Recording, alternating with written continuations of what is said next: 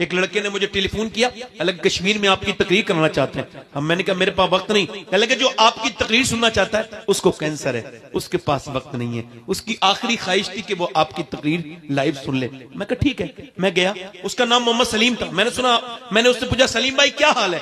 कहने लगे अल्लाह का शुक्र है। मैंने कहा मैंने सुना है आपको कैंसर है। कहने लगे कैंसर की वजह से ही अल्लाह का शुक्र है।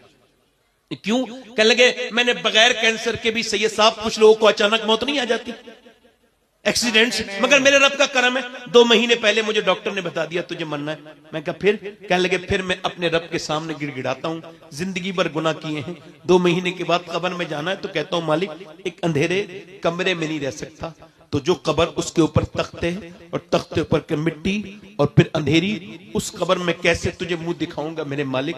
कहता है सैयद साहब बगैर कैंसर के भी नमाज पढ़ी, मगर वो कोई नमाज क्या नमाज थी।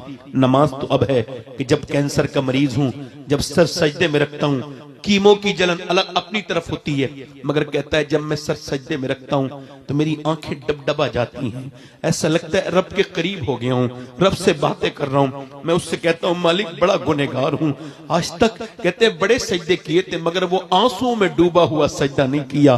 कभी मैं सर्वा सजदा जो मैं हुआ कहीं तो जमीन से आने लगी सदा, तेरा दिल तो है सनम आशना तुझे क्या मिलेगा नमाज में, तूने कभी ऐसी नमाज ही नहीं पढ़ी।